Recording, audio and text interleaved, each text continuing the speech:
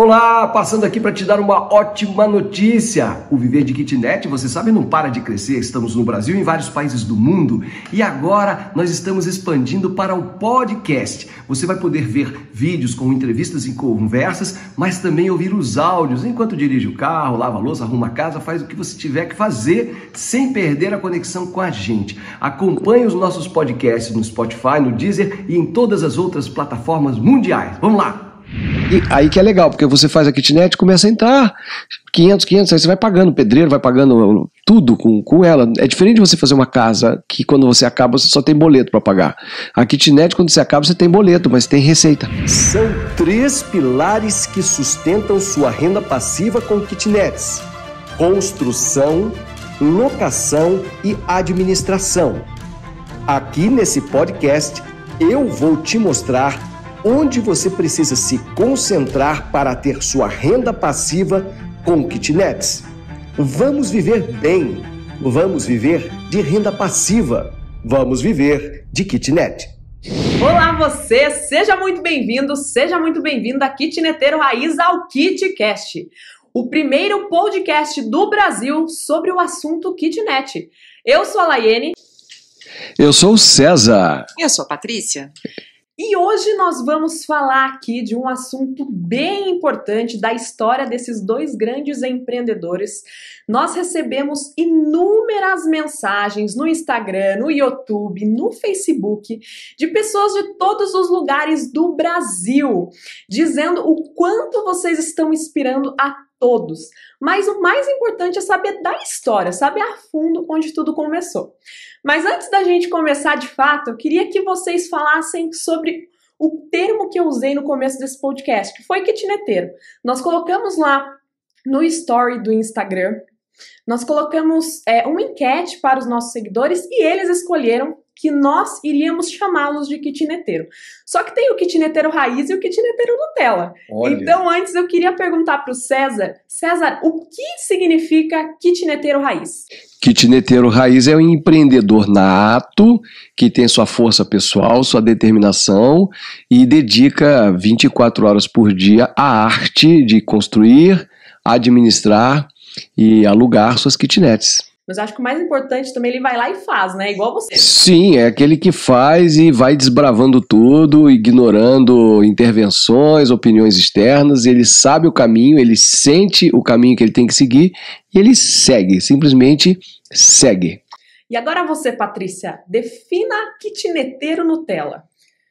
O kitneteiro Nutella é o que até pensa em fazer, mas ele não vai chegar lá, porque é aquele que vê somente os obstáculos. Ai, tá difícil, ai, não consigo, ai, é caro. Então ele não executa. Então ele pensa, é uma ideia na cabeça, mas que não é executado. Então, na verdade, kitneteiro mesmo é raiz.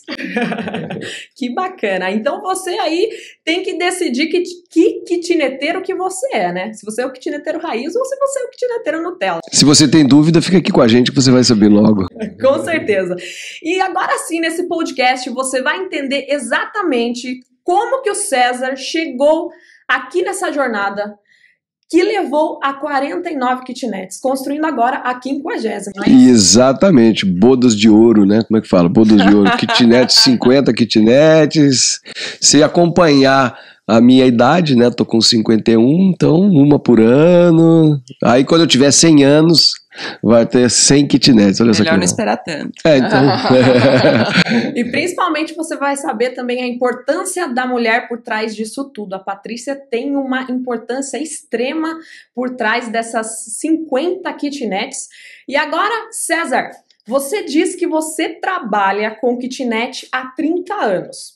Mas a história começou bem antes, na infância ainda. Como que foi isso? É interessante isso, porque o que me traz a autoridade para o meu próprio negócio e que acaba contagiando as pessoas é o fato de que o meu avô e o meu pai também, num termo onde a palavra kitnet não existia, trabalharam com kitnets, né? Então, eles tinham essa oportunidade, eles tiveram uma oportunidade e eles abriram esse caminho. E eu fiz por outros caminhos também, percebi outras oportunidades, mas já recheado dessa energia que eles têm, né? Que eles trouxeram para mim, uma coisa ancestral mesmo.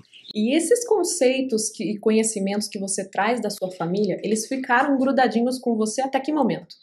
Cada vez mais eu confirmo e reconfirmo tudo que meu pai falou, tudo que meu pai deixou, né? Que, por exemplo, imóvel não se vende, imóvel só se compra, né? Tudo bem, tem gente que vive de comprar e vender imóvel, mas no nosso cerne, naquilo que está mais dentro da gente, é assim: se você só comprar imóveis ou se você só construir imóveis, você nunca sai perdendo. Né? É a coisa mais conservadora que você pode ter. Então, tudo que eu sou hoje é um cara extremamente conservador. Tem gente que fala assim: nossa, como você é ousado. Eu falo, não é ousado nada. Eu sou conservador, eu gosto de ter segurança ao máximo. Né? E isso vem do meu pai, vem do meu avô. É porque imóvel você pode ver, você pode tocar, né? Algo seguro que ninguém leva. Ninguém leva, exatamente. Pode até ser que o vento leve, um vendaval leve, mas aí ele já levou tudo, né? Aí já levou tudo. Mas quem que era o César Barroso antes das kitnets? Antes das primeiras kitnets, o que você fazia? Bom, muito interessante essa pergunta, eu agradeço, porque eu tive uma vida normal, assim, de estudante, gostava de praticar esporte e sonhava ser jornalista.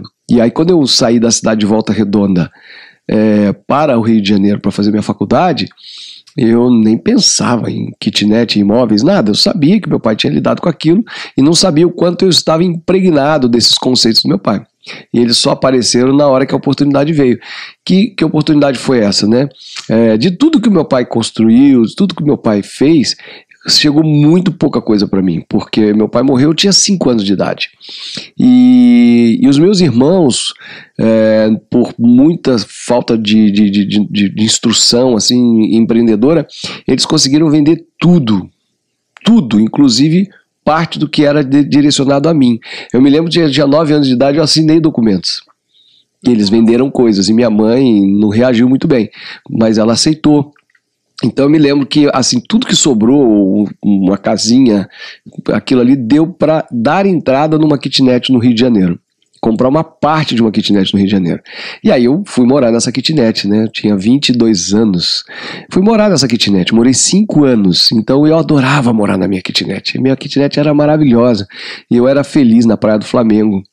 E então eu era um cara que já tinha conseguido o meu objetivo de trabalhar na TV Manchete, que era na Praia do Flamengo, e tinha conseguido, tanto era o meu sonho de trabalhar na TV Manchete, que eu comprei essa kitnet a pouco mais de 300 metros da TV Manchete. Então eu ia a pé. Eu imaginei assim que a minha vida seria somente sair da minha kitnet e ir até a TV Manchete pro resto da vida, né? Tava no céu, né? E obviamente um mundo dá voltas que a gente não imagina. A TV Manchete começou a ficar mal das pernas, né? Eu fui demitido logo na primeira leva de funcionários demitidos na crise, e fui trabalhar no Jornal Globo, um emprego tipo freelancer, não dava para pagar as contas, e continuava só querendo ser jornalista, né? Tentando achar um caminho para ser um jornalista bem sucedido no começo de carreira.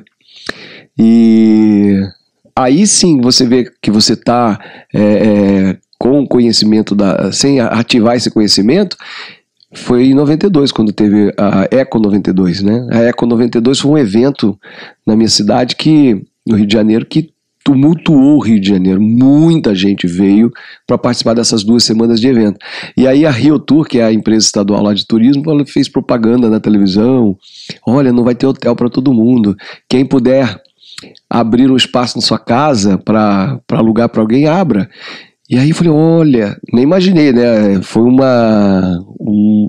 Airbnb improvisado que o Estado criou, né? Para você abrigar pessoas na sua casa. Eu tinha um amigo que trabalhava na TV Manchete também. Eu falei, cara, posso ficar na sua casa? Eu já dormia muitas vezes lá, ele era um cara muito bacana. E eu fiquei dormindo lá na casa dele 15 dias. Porque eu fiz um anúncio no jornal e aluguei a minha kitnet para uma ONG de São Paulo. E essa ONG, por questão de economia, colocou 5 pessoas na minha kitnet por $50 por dia. Quer dizer, era caro para eles, mas era barato, porque cada um pagava $10 e eu ganhei $750 em 15 dias. Aquilo me fez assim ficar muito empolgado. Eu estava muito sem dinheiro na época. Eu estava muito mesmo. Eu acho que o condomínio era na casa dos R$100. Eu estava com 7 condomínios atrasados naquele prédio. sem perspectiva de pagar aqueles condomínios. E com aqueles $750, paguei tranquilamente os condomínios, comprei um Fusquinha amarelo, meu primeiro carro. Nossa, era muita grana. E quando eles estavam assim, indo embora, que eu me despedi deles assim, tinha um rapaz na porta da frente, e que eu nunca tinha visto. Ele: oi, eu andei vindo aqui esses dias e vi uma movimentação grande aí na sua kitnet. O que foi? Você alugou? Eu falei: aluguei por temporada. E aí ele disse assim: você trabalha com aluguel de imóveis? Aí sim, aí ali eu falei: sim. Você pode administrar o meu imóvel para mim? Porque eu comprei só para investir mesmo. E naquele tempo a inflação era de 50% ao mês, assim, era de 40%, chegou a 70%, era o governo Sarney. Os apartamentos do Rio já estavam fechados há muito tempo, as pessoas não alugavam para ninguém, porque era melhor deixar fechado do que você botar na lei do inquilinato, que era de 30 meses, por um valor de cruzados novos, vamos lá, 1.500 cruzados novos, que equivaleria a $200 por mês. Aquilo, depois de 6 meses, estava valendo $5. Estava valendo $30 em termos de dólar. E aí eu fiz uma proposta para ele assim, eu falei: olha, eu posso administrar para você, independentemente, olha assim, nem sei de onde veio isso, independentemente de estar alugado ou não, eu vou te pagar $50. Cara, fechado. Eu falei: olha que legal. Aí eu fiquei meio apavoradinho, mas na hora eu já sabia que eu tinha que imobiliar, porque para turistas tem que ter tudo. E eu me lembro que eu tinha folha de cheque. Há pouco tempo eu tinha adquirido folha de cheque, eu tinha trabalhado um tempo na Casa José Silva e eles me deram muita dignidade, essa loja de roupas. Me deram conta no banco, talão de cheque, coisas que eu não tinha. E aí eu fui num lugar, comprei cadeira, mesa, televisão, geladeira, tudo com cheque pré-datado.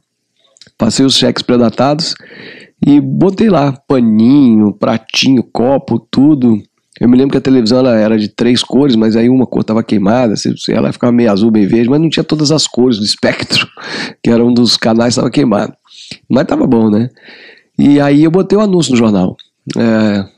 Kitnet, na orla do Rio de Janeiro, e aí veio um americano, um poeta chamado John Bird, muito educado, muito bacana, e ele falou: eu quero alugar e tal. Eu falei: olha, $20 por dia, né? Eu me lembro direitinho, $20 por dia, porque eu tinha pesquisado, claro. Até hoje, se você for para Copacabana, é na casa dos $20 por dia, uma kitnet imobiliada lá. Não mudou. Aí ele: ok, eu vou pagar logo 6 meses adiantado. Aí ele me deu $3.600, assim, ó. Então foi aí que o jogo virou na sua vida. Nossa. Você estava devendo alguma coisa?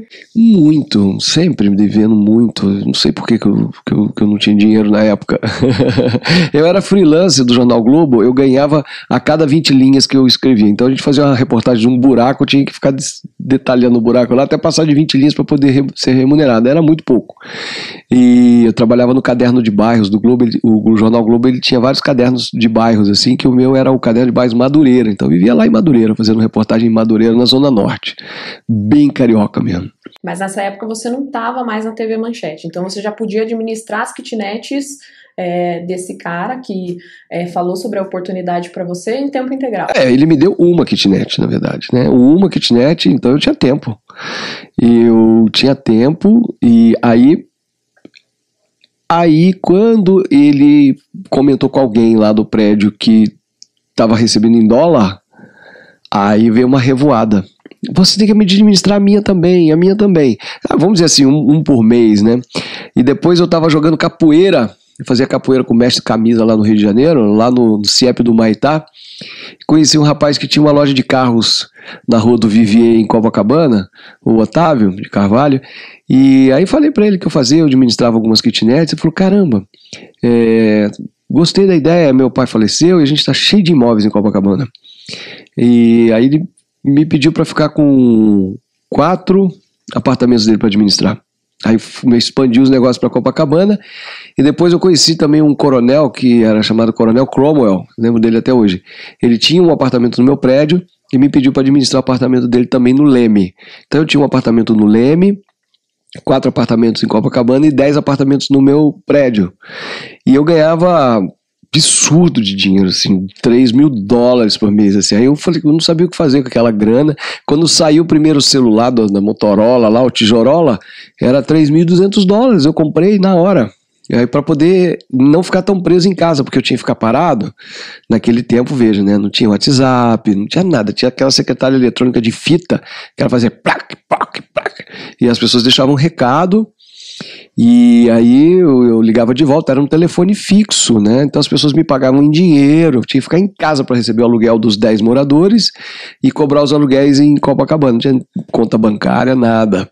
Mas o telefone sem fio deixava você ir até a parte de baixo do prédio. Isso, aí eu, muito dinheiro, comprei um caríssimo de um telefone sem fio, que eu morava no 3º andar, então eu ficava lá embaixo na calçada, ia até um barzinho que eu mostrei num vídeo do YouTube, eu ia até aquele barzinho, ele tocava no térreo e tocava até o 6º andar, eu ouvia ele tocar, mas para falar mesmo eu tinha que estar entre o 2º e o 4º andar, então eu voltava correndo, você atendia,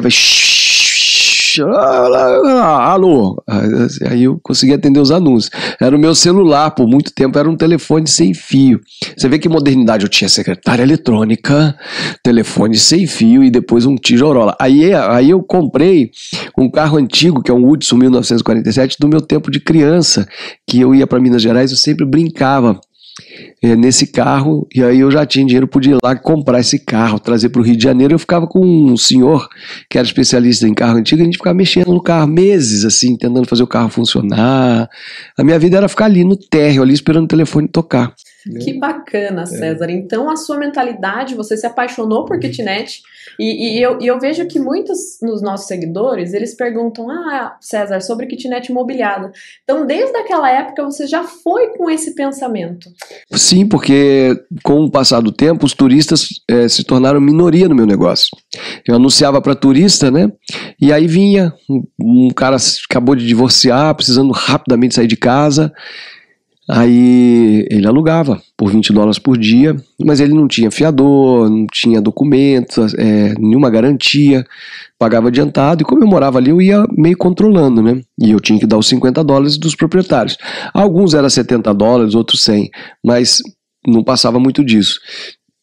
E eu ia administrando para esses proprietários, e conforme eu ia mobiliando, eu via que as pessoas gostavam mais. Não os turistas, mas pessoas que vinham para estudar, pessoas que estavam em momento de separação, pessoas que estavam na cidade para trabalho, representante comercial. Você começou a identificar o perfil do inquilino ideal, né? E aí depois da Eco 92, para onde que você foi? O que te levou para São Paulo?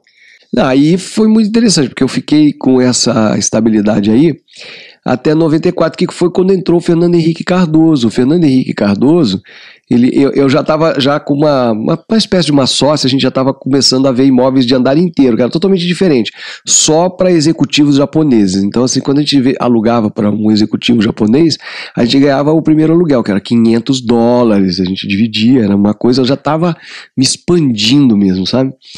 Aí veio o Fernando Henrique Cardoso, estabilizou a moeda, né? Então os proprietários já começaram a pensar assim, olha, é mais seguro deixar na imobiliária, né? Porque a imobiliária o contrato já é em URV, teve aquela adaptação da moeda. E assim, antes deles começarem a querer que eu tirasse, apareceu a oportunidade para eu ser repórter da Globo em Campinas, né? E aí a Patrícia não existia na minha vida ainda, a Patrícia ia entrar mais tarde na história. E aí, assim, uma oportunidade para ser repórter da Globo em Campinas. E aí eu fui. E olha só, esse meu amigo que me hospedou na casa dele, que ele tinha um apartamento de, 2 por andar, aquela coisa chique, ele era representante comercial da TV Manchete. Então, naquele tempo, os caras que eram contato comercial ganhavam muito dinheiro. Como a Manchete fechou, ele foi assim, um dos últimos a sair, porque era o departamento comercial. Ele ficou tão em dificuldade que deu muito certo. Eu chamei ele para morar no meu apartamento e continuar atendendo os meus clientes para mim. E aí eu fui trabalhar na Globo de Campinas com salário de R$1.400. Mas você não pensava que, por exemplo, kitnets, você viu que te dava muito mais dinheiro. O que você pensou naquela época? Qual que foi o seu pensamento no caso? Eu vou decidir começar na TV Globo e vou esquecer aquilo que aconteceu no Rio de Janeiro, que eu ganhei dinheiro? Ou você ainda foi com aquele sentimento de empreendedor? Porque você contando a sua história, eu posso identificar vários pontos de empreendedorismo aí. Enquanto todo mundo estava indo numa direção, né? Todo mundo colocando os apartamentos na imobiliária, aconteceu ali o Fernando Cardoso, você não. Você foi ao contrário, você sempre queria administrar por conta própria. Foi aí que você conseguiu ter experiência. Foi. Mas aí, por que você decidiu ir pra Globo? Porque realmente existia essa questão do status, de dar continuidade à carreira que eu escolhi, né, de dizer para mim mesmo, eu não vim aqui só para ficar rico. Eu não vim aqui para o Rio de Janeiro só para ficar rico. Né? Assim como eu fui trabalhar na Casa José Silva para vender roupa, eu não vim aqui só para ter um emprego. Então, por exemplo, na época, para vocês terem ideia, eu saí da Casa José Silva, onde eu vendia roupa, ganhava um salário normal, que dava para sustentar uma família, e fui ser estagiário de um jornal centenário chamado Gazeta de Notícias, que não pagava nada. Entendeu? E não pagava nada. Então, por quê? Eu estava no ideal de ser jornalista. Mas naquela época, zero kitnets. Nessa época, antes ainda, né? Mas foi bom você ter vindo pra cá, porque daí você encontrou a Patrícia. Ih, calma, nem cheguei na história da Patrícia ainda. Antes de vir para Campinas, eu fui chamado para cobrir férias na Globo de Resende, e era para um mês só. E eu procurei um lugar para ficar em Resende, que fica ali 160 quilômetros do Rio de Janeiro, vindo já para São Paulo. E ninguém me alugou nada em Resende. Então, como eu sou de Volta Redonda, eu ia e voltava todo dia para Volta Redonda durante um mês. Aí comecei a perceber isso. Ninguém quis me alugar porque eu não tinha fiador, era um jornalista trabalhando na Globo e não conseguia alugar exatamente ainda porque era só um mês. Ah, não, um mês não, só contrato de 30 meses. Quer dizer, ninguém tinha flexibilidade para atender uma pessoa que poderia pagar até mais para ficar um mês. Então já a mente foi capturando as informações.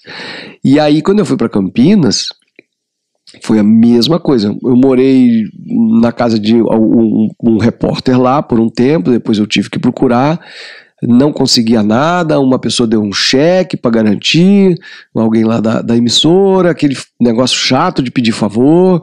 Aí estava lá eu com um apartamento de 2 quartos, aí eu mobiliei de qualquer jeito, botei um colchão na sala, comprei uma geladeira e um fogão, e aí tipo 10 cheques, né, tudo financiado, não tinha dinheiro, R$1.400 já não dava para mobiliar. Então mobiliei mal, só acampava na minha casa. Então, mais uma observação, Campinas, e aí todo esse tempo eu fui vendo, eu mesmo fui vendo a minha dificuldade. Eu era uma pessoa próspera, uma pessoa inteligente, e a imobiliária não dava mínima para mim, porque eu não tinha fiador na cidade. Você é do Rio de Janeiro ainda, como se fosse bandido, né, em Campinas, né? Depois eles me mandaram embora, 2 anos depois eles me mandaram embora. Em 97. E aí eu comecei a procurar emprego na Globo e um cara falou assim, eu te dou um emprego para você cobrir férias em Sorocaba, mas eu preciso que você faça uma campanha política em Jaú. Fui para Jaú, cheguei em Jaú para ficar 2 meses, nem pensar em achar uma kitnet mobiliada para ficar 2 meses, mesmo que eu pagasse em dólar, não existia. Tive que ficar em hotel, caríssimo, praticamente empatou o dinheiro que eu ganhei na campanha, né? Saí de lá. Aí fui chamado para trabalhar na Globo Aí trabalhei em Sorocaba 5 meses. Mesma coisa. Eu morava em Campinas, eu fiquei indo e voltando todo dia porque não existia uma kitnet para eu alugar em Sorocaba. Sorocaba não me contratou. Aí eu peguei um mês e pouco em Bauru. Cheguei em Bauru, não tinha uma kitnet em Bauru. Aí eu fui numa faculdade lá que chama... eu não me lembro, uma faculdade chamava ISC, eu acho, ISC. E aí eu fui lá no mural, tinha República. E aí eu consegui alugar um quarto numa República de estudantes. Super constrangido, assim, porque eu profissional e aquele monte de moleque fazendo uma bagunça. E então fui, assim, cada vez mais indignado com isso. Você querendo descansar, né, depois do trabalho? Não tinha nada adaptado. E o que eu ganhava não dava para pagar o hotel. Como repórter em Bauru. O hotel, eu me lembro até hoje, o contrato em Bauru era de R$1.500 e o hotel era R$52 naquela época. Isso em 97.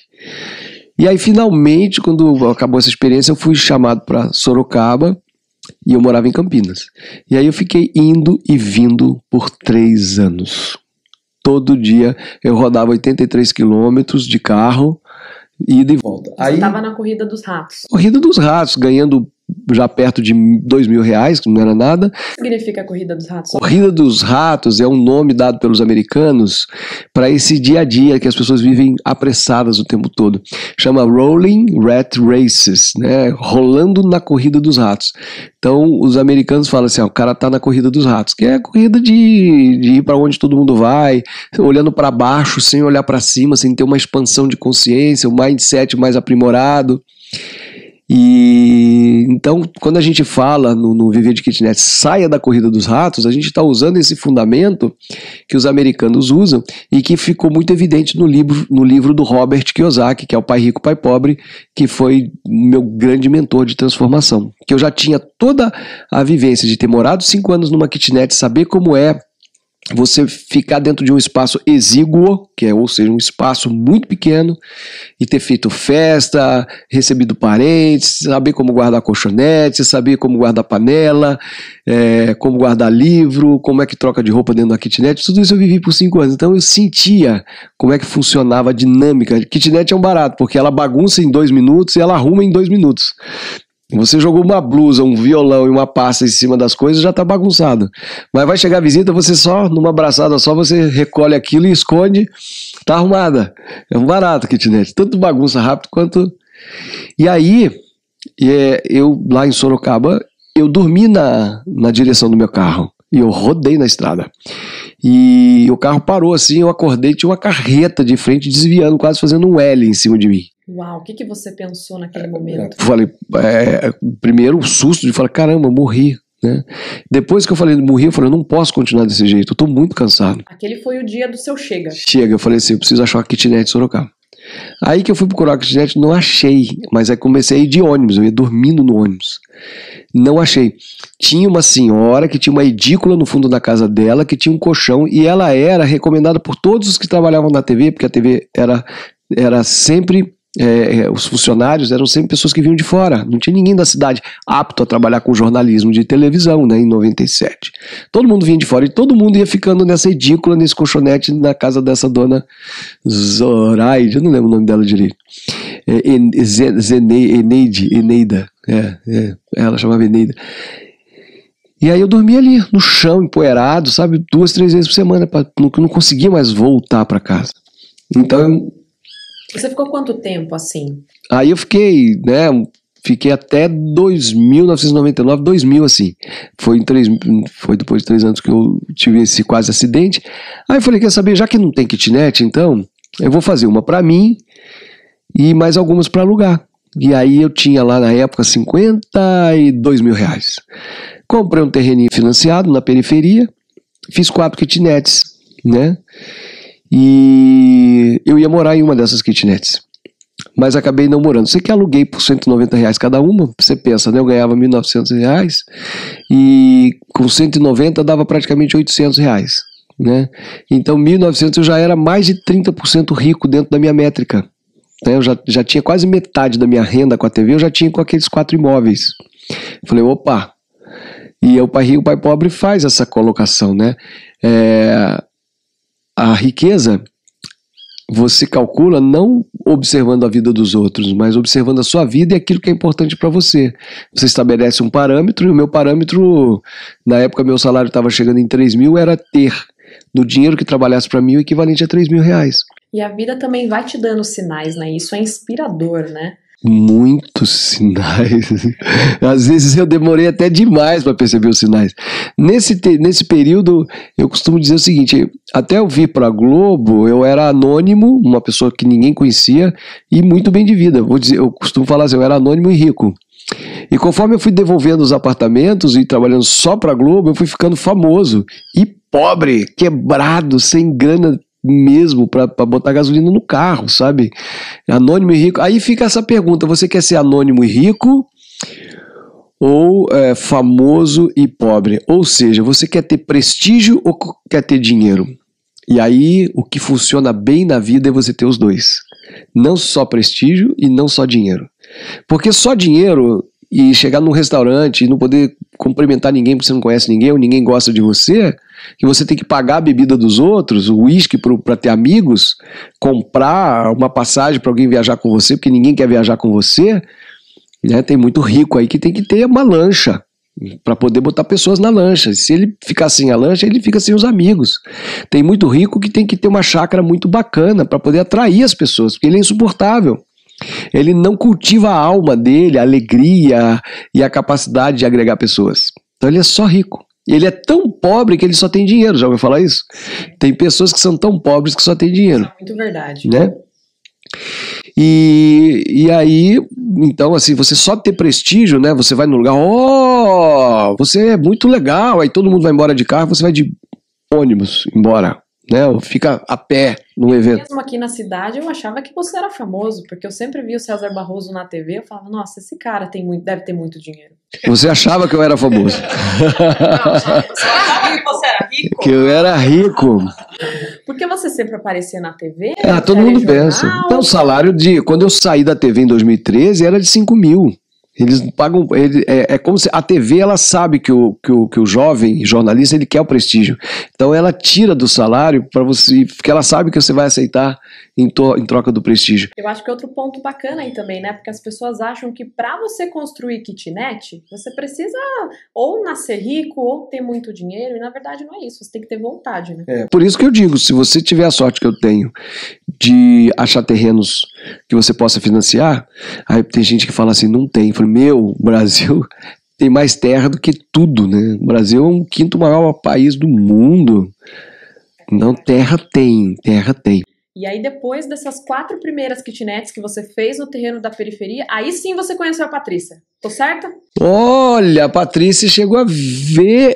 A Patrícia, a gente tinha só assim se conhecido e eu já tinha falado das kitnets pra você, das primeiras, né, Patrícia? Quantas kitnets o César tinha quando você o conheceu? Não, quando eu o conheci, ele ainda não tinha. Patrícia é jornalista também e ela trabalhava num jornal. A gente se conheceu trabalhando.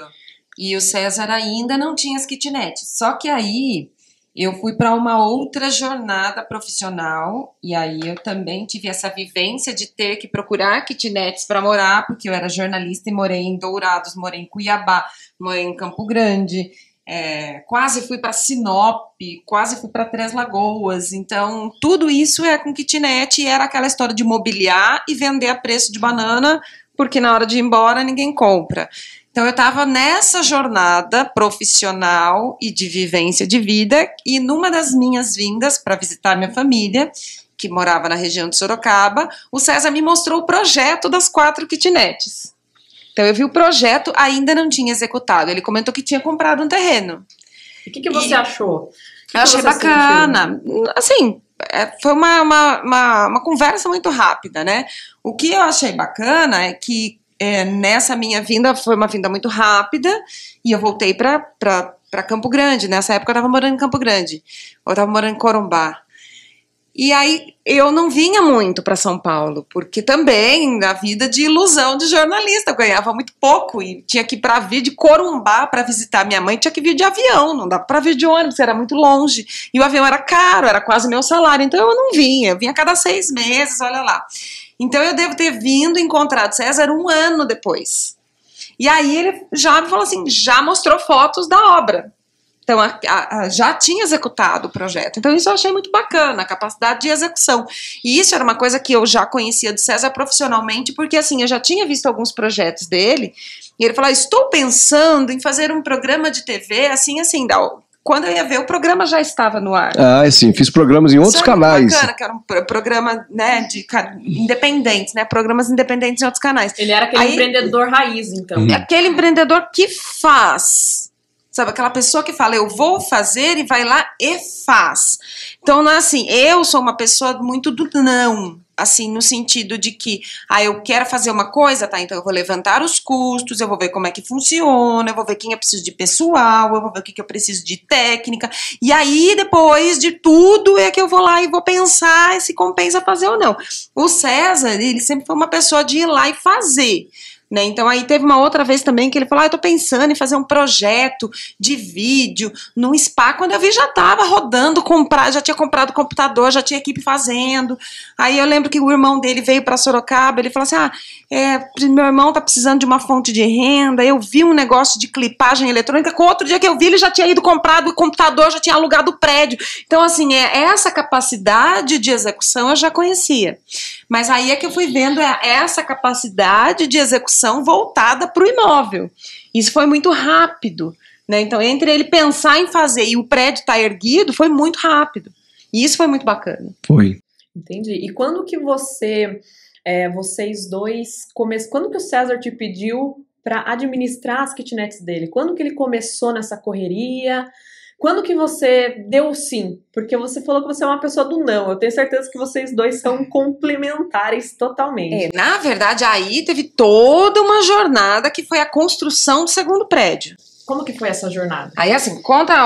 Porque ela não estava muito na história, eu né? estava na TV. Nesse momento eu estava editora-chefe na TV e mãe de uma bebê recém-nascida.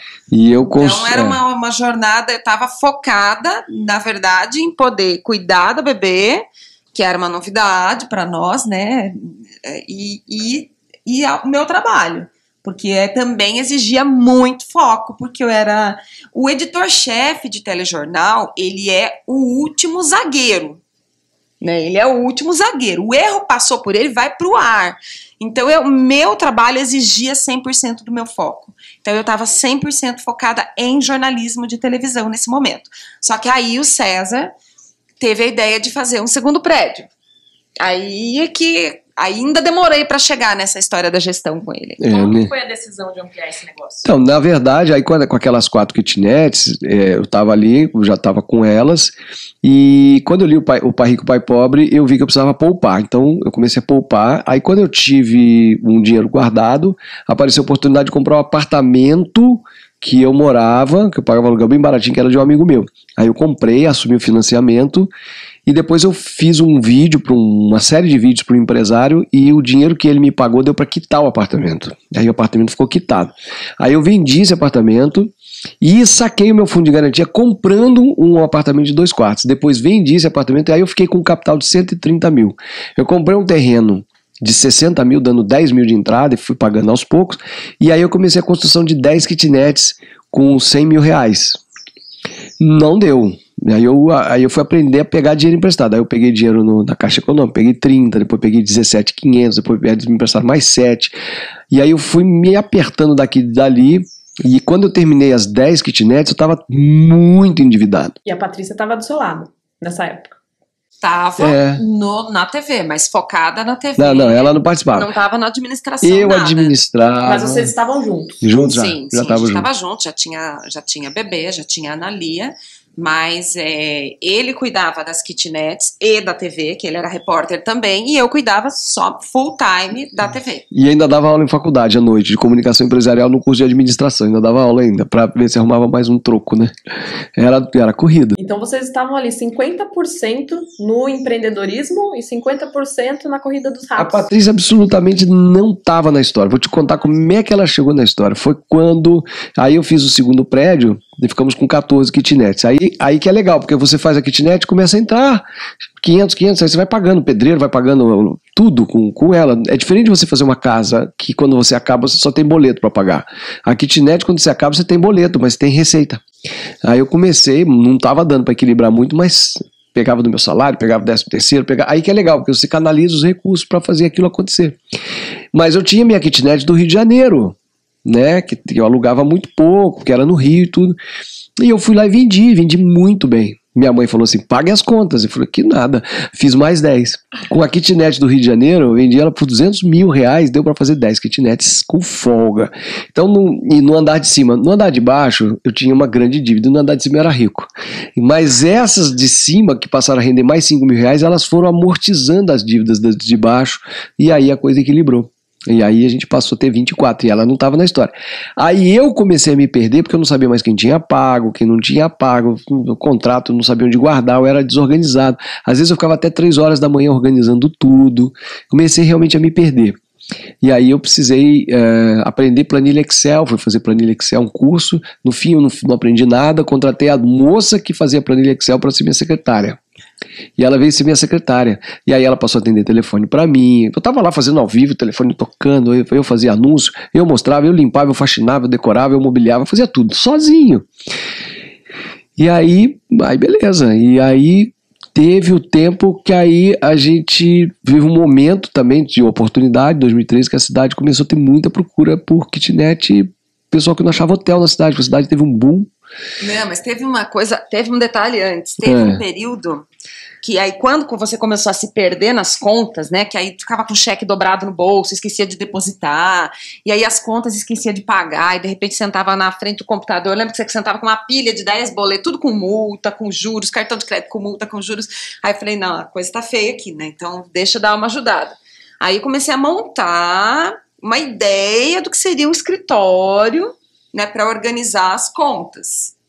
Aí, beleza, aí tava assim, eu tava com... Aí assim, eu comecei, saía da TV 2 da tarde, a filha ficava no integral na escola até as 5 da tarde, depois das 2 eu ia lá para ajudar a organizar o escritório, começar a agendar pagamento de conta para não ficar para trás, montar realmente assim, o que seria a parte administrativa que ainda não tinha.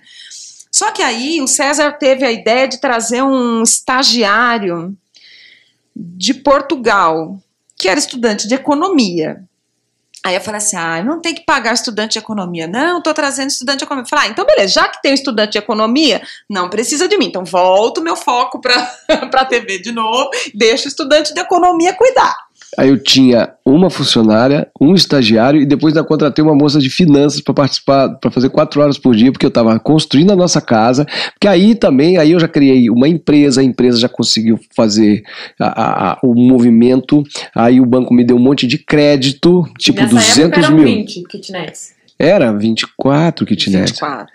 Aí me deram um crédito assim, de 200 mil, eu usei, aí fizemos mais 4 apartamentos que na verdade era estrutura de pousada, porque a gente queria virar pousada, eu cismei de virar pousada, fiz a nossa casa, então era pedreiro na obra, aí tinha 3 pessoas administrando essa papelada de pedreiro na obra, compra de material de construção, fazendo uma cantina, uma rouparia, um escritório. E isso já tinha feito outro prédio vizinho das outras 10 também ao mesmo tempo. Outro prédio, só pegando dívida e pagando com as kitnets, e uma coisa que muita gente nunca vai entender, nem a Patrícia acredita. Porque a gente trabalhava na TV, a TV ia mudando de banco de tempos em tempos, e sempre, desde o primeiro banco, que era o Unibanco, a gente tinha 10 dias sem juros no cheque especial. Então eu usava os 10 dias sem juros. Tipo, o salário entrava, quando o salário acabava, eu usava os 10 dias, aí entrava o salário, e aí eu fiquei com a conta anterior, abri uma conta nova também, aí eu já passei a ter 20 dias no especial, e aí quando a Patrícia veio pra minha vida, ela também tinha um especial. Então, por que a gente usava o especial para emendar o especial no outro? A gente fazia capital de giro sem pagar nada. É aquela história, ela veio para acrescentar totalmente. Veio, né? até o especial dela eu usei. É o meu cheque especial. Aí assim, quando ela pegou a rescisão dela, ela me deu pra me ajudar. Qualquer dinheiro que ela tinha.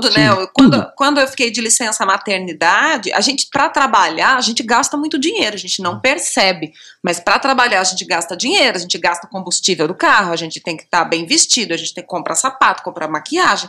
Tudo é em torno de ir trabalhar. Então, quando eu fiquei os 4 meses de licença maternidade, eu tinha um mês de férias para emendar, eu não saía de casa. Então, eu não gastava. Então, todo o meu salário, e isso teve uma transferência, porque eu morava em outra cidade, na verdade. Aí eu vim transferida, eles fizeram minha rescisão, eles me pagaram a rescisão, eles me pagaram a licença maternidade, eu não gastei um centavo, porque eu só ficava carregando bebê, não saía de casa.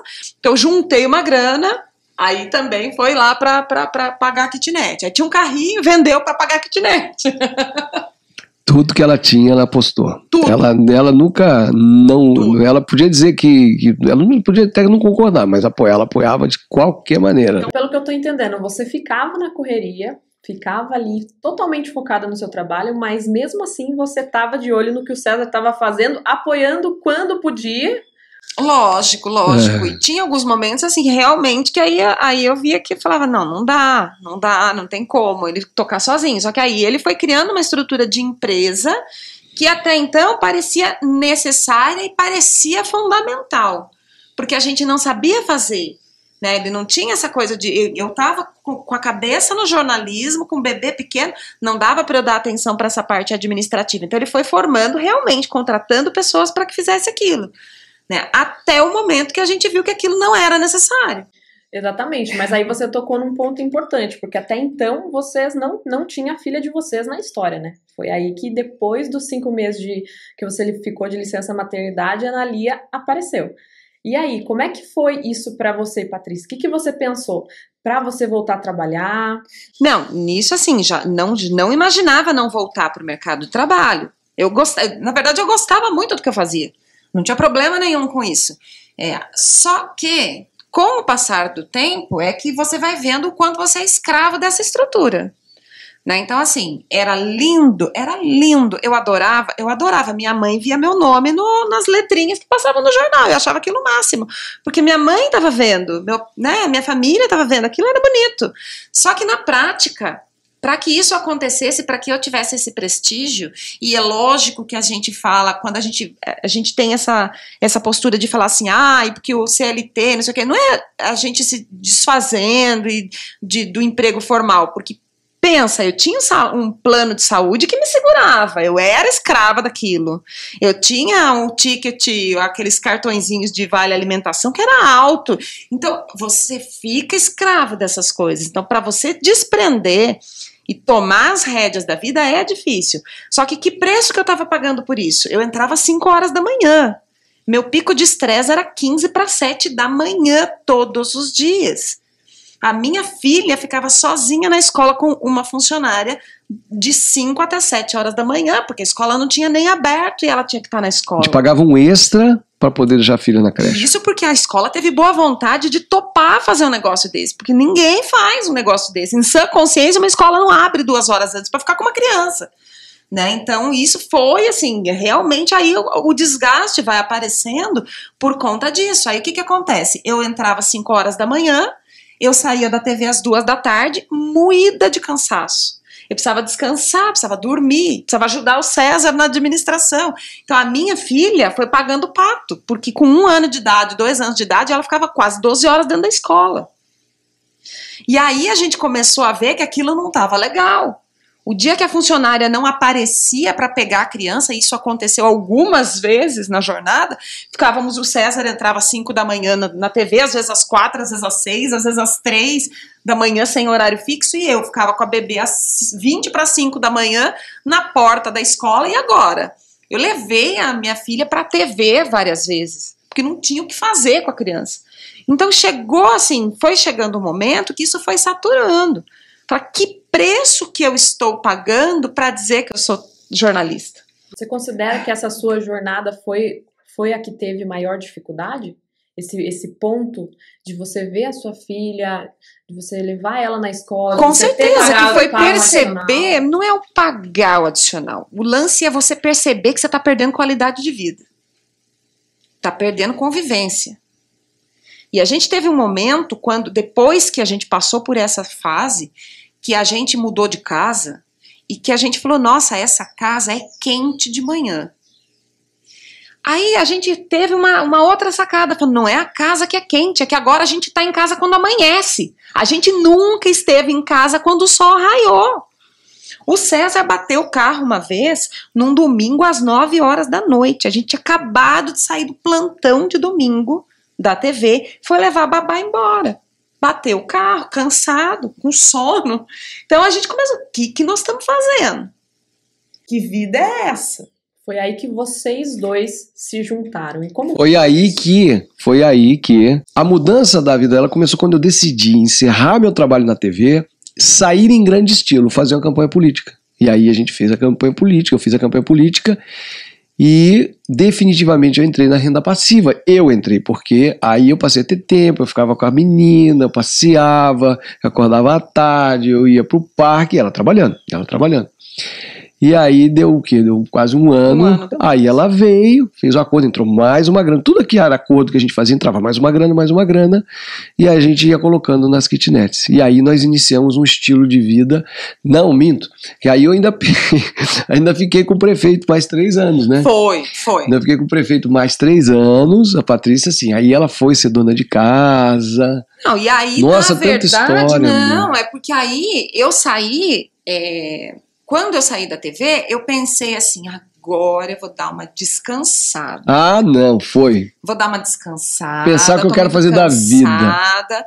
Aí, nisso, essa senhora que cuidava do financeiro específico, porque ele tinha uma funcionária que era de recepção e mais algumas coisas, a outra que era do financeiro, e tinha mais o estagiário rodando lá, que nem ele sabia que ele estava fazendo lá.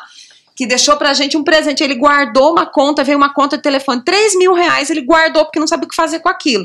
Nós tivemos que pagar depois na justiça quase 5 mil reais da conta porque o estagiário guardou. Aí eu falei, não tá dando certo isso. Aí coincidiu que essa senhora falou assim, eu quero tomar chá com as minhas amigas, eu estou aposentada, porque ela via o César fazer muita coisa ao mesmo tempo, e ela começou a ficar desesperada, porque ela não sabia lidar com esse empreendedorismo todo. Aí o César falou assim, a pessoa do financeiro tá saindo, eu vou precisar de você lá. Aí eu falei, ok. Então, aí é que a gente foi botar método nas coisas. Aí é que a gente foi enxugar a estrutura, viu que não precisava de 3 funcionários, não precisava de nenhum. Bastava organizar. Na verdade, ela tem a capacidade de 3 pessoas, né? Não, na verdade, acho verdade, que o que aconteceu ela foi sabe fazer. o método, né? Colocar o método. Porque o que você não sabe é que ela, para poder fazer faculdade, ela fez curso de contabilidade, técnica em contabilidade. Então ela tem uma visão de organização muito boa. Aí ficou tudo bonitinho. Você achava que ia descansar, mas nem sabia, e 48 kitnets estavam te esperando. E aí foi muito tranquilo. Na verdade, aí teve essa fase que a gente queria trabalhar, fazer a experiência de trabalhar como pousada, né, que foi muito trabalhosa, realmente, de fato, exigiu muito, que exigia presença lá. Então, mas já era aquela sensação diferente. Eu falei assim, eu estou trabalhando no que é meu, né? Eu não estou trabalhando no que é do outro, né? Então, assim, a gente continuava acordando cedo, né? Continuava nessa pegada. Só que se a gente quisesse um dia não levar a filha para a escola e passear no parque, a gente podia, né? Então a gente começou a ver a vantagem da qualidade de vida. Sabe onde que eu percebi que a renda passiva te deixa mais rico e as coisas ficam mais baratas? Qual o melhor mês para viajar para Disney? O melhor mês é setembro, porque não tá nem frio nem quente. E não tem muita gente nos parques. Então, durante 3 anos seguidos, o passeio mais em conta que a gente achou foi viajar para Orlando. Foi. A Patrícia chegou a encontrar passagem por R$500. E de volta. E de volta. E de volta. Porque vocês tinham tempo. Vocês podiam viajar. Ia faltar 2 semanas para ela. Pensa se a empresa deixa os 2 saírem ao mesmo tempo para ficar de férias no mês. Não é assim. Tem que ter todo um trâmite, né? É complicado, não é assim tão fácil. Então, pelo que eu tô entendendo, vocês criaram um método. Sim. Só que quando vocês começaram até agora, na verdade, pelo que eu vi, vocês não tiveram um norte, na verdade, um mentor. E eu queria perguntar para vocês, o que isso trouxe de lição para vocês? A gente foi por tentativa e erro, por erros e acertos, por alegrias e tristezas, por frustrações e mágoas. Muitas raivas, mais eu do que ela, porque eu tinha que lidar com pedreiro ruim, mestre de obra ruim. Eu tive que lidar com um deboche de engenheiro que dizia que eu não ia conseguir. Eu não pude ter arquiteto, porque eu falava assim, eu tenho 30 mil, o cara falou assim, desista, não vai, nem vou pegar o seu projeto. Aí eu fui fazer sem arquiteto, porque ninguém queria pegar, quando eu passava a minha verdade. E quando eu fiz com o arquiteto, deu errado ainda. Das 2 vezes que eu fiz com o arquiteto, eu tive que refazer, porque eles não entendem o que é kitnet, eles erram. Os arquitetos que eu achei erraram feio na minha obra, porque kitnet, você errou um errinho, ele vira um errão, porque ela é pequena. Não é como eu tô aqui, ó, nesse espaço aqui, que é a nossa segunda cozinha, que tem 53 metros, se você puser uma coluna aqui no meio, não vai atrapalhar em nada, passa uma bicicleta, um carro. Agora uma kitnet que você erra numa quina, a pessoa tromba nela o dia inteiro, porque é pequeno. Não, então criei muitas restrições com arquitetos, pela arrogância de olhar, primeiro não querer fazer, depois de fazer errado e depois criticar o que está feito por mim ainda. Né? Mas essa janela, mas essa porta não interessa, daqui tá feito. Então hoje, assim, quando a gente tá no treinamento, né, o que eu falo assim na boca miúda, se você não chegar no arquiteto dizendo, colocando o sapato na mesa, dizer assim, faz do meu jeito, senão você apanha, não tem conversa. O arquiteto tem que saber que você tem na sua mente o passo 1 ao passo 100, você sabe o que você quer, ele é apenas o executor. Então isso eu aprendi a fazer. Comigo, eu sei o que eu vou fazer, eu só não sei fazer o quadradinho na planta. Desenha aí, eu quero com tantos metros, com tantos metros de lado, e isso. A lei manda o quê? Manda recuo, então põe aí o recuo. Mas assim, ele não fala, ele não dá show, ele não sobe no palco. Arquiteto purpurina, que a gente chama de arquiteto purpurina, ele faz assim, hora de brilhar, vou brilhar em cima desse cliente. Aqui não tem território. Então, os arquitetos que entendem essa provocação nos nossos canais, eles vêm falando, eu não quero ser arquiteto purpurina, eu quero também participar dessa modalidade de negócio, eu também quero trabalhar e entender espaço pequeno. E eu não quero ser arrogante, porque a arrogância dos arquitetos e engenheiros faz o Brasil um país ilegal. O Brasil inteiro é ilegal, porque os arquitetos eles querem ficar que nem os médicos, só nos consultórios. A periferia toda se desenvolve sem nenhuma orientação. Os muros caem com qualquer chuva em cima das pessoas porque não tem um arquiteto para fazer um planejamento. Também tem arquiteto raiz e arquiteto Nutella. Engenheiro raiz e engenheiro Nutella. Agora sim, no Viver de Kitnets a gente tem uma galera, uma equipe de arquitetos assim, cara, que bacana. E vocês estão apontando novos rumos, a gente quer estar junto. Né? Então a gente vai separando o joio do trigo. Aquele academicismo todo impede o Brasil de conhecer os médicos, os advogados e os arquitetos, porque eles ficam no acadêmico, né? O Brasil verdadeiro não conhece essas pessoas. Sim. Né? Se é um médico em Roraima, não tem prefeitura pagando 30 mil reais por um médico para dar plantão, não vai. Ele não quer, ele quer ficar em São Paulo, eixo Rio-São Paulo. Né? Não tem advogado lá defendendo sem terra, não sei aonde. Não tem, porque não vai lá longe. Né? E arquiteto, ele quer que você dê um cartão de crédito black para ele gastar para você e ainda ganhar bonificação das lojas de decoração, ficar com uma comissãozinha que é legal, e eles reconhecem que eles fazem isso e tá tudo bem, e você não pedir que ele economize, senão ele se ofende. E depois que você começou a compartilhar tudo isso, você e a Patrícia, vocês conquistaram o Brasil inteiro, né? E Nossa. também a gente tá conseguindo... E o Japão, e o Japão, e o Canadá, a Holanda, a Bélgica, a Alemanha. Nós estamos Austrália. conseguindo muitos seguidores, Estados Unidos, muitas perguntas, mas a principal, as pessoas perguntam muito. Se você já conseguiu a liberdade financeira, por que você está compartilhando tudo isso para as pessoas, César? Porque eu não consegui nada. Quem conseguiu alguma coisa numa vida, se você acha que você conseguiu alguma coisa, você está errado. Se você acha que você vai virar as costas para as pessoas porque dentro da sua área você sabe tudo, você desperdiçou a sua oportunidade, porque ensinar vai te fazer muito bem. Eu aprendo mais do que eu ensino. A Patrícia aprende, a gente aprende muito. todos os dias. Todos os dias. Se você acha que você já chegou e não precisa olhar para trás, você está errado, você desperdiçou sua vida. Eu, antes de ser empreendedor, eu sou também um educador, um informador. Eu sou um comunicador. E eu percebi que isso tem valor para as pessoas. Tem valor, tanto é que olha como o canal cresce. Olha, em 10 dias nós tivemos um crescimento de 15 mil pessoas no canal, no começo da história. 15 mil pessoas em 10 dias, inscritas e assistindo os vídeos do início ao fim. E não tem preocupação com o tamanho de vídeo. É meia hora, é uma hora, é uma hora. Quem tá entendendo vai junto e ainda elogia ainda, né? Mas eu acho que o mais importante também, nós que convivemos com vocês também aqui, a gente vê a paixão, o amor de vocês pela kitnet. Vocês respiram kitnet o dia todo, então eu acho que isso, as pessoas, elas realmente, de fato, veem essa verdade. E essa verdade, quando elas veem isso, elas realmente têm vontade de fazer. Vocês estão inspirando pessoas de todo mundo, aliás, né? Todo mundo, como a gente já falou aqui. Nossa. Isso eu acho que é muito inspirador. Sim. Mas tem a última pergunta, né? Última não, quero falar mais. Um último recado de vocês dois grandes empreendedores. Eu estou lisonjeada de estar aqui falando com vocês, batendo esse bate-papo aí, gostoso, uma sintonia bacana que a gente está tendo, mas eu quero perguntar para vocês o seguinte: qual o conselho que cada um de vocês dão para as pessoas que estão hoje na corrida dos ratos e querem mudar de vida, querem ter renda passiva, querem viver uma vida livre, querem ter a liberdade para fazer o que quiser com o tempo livre? Qual que é o conselho que cada um de vocês dão para essas pessoas? Primeiro você, César. Não, deixa ela falar primeiro. Ladies eu tô first. pensando, fala, César, eu tô pensando. Não, eu vou dizer o seguinte, e tenho dito, né, e tem dado resultado. Comece imediatamente, porque cada dia que você não começa, alguém começou e está passando na sua frente. Então, como é que começa imediatamente sem dinheiro? Vamos supor, não tem nenhum dinheiro, ganho R$1.000, comece guardando. Mas eu não consigo guardar porque o meu custo básico já vai todo o meu salário.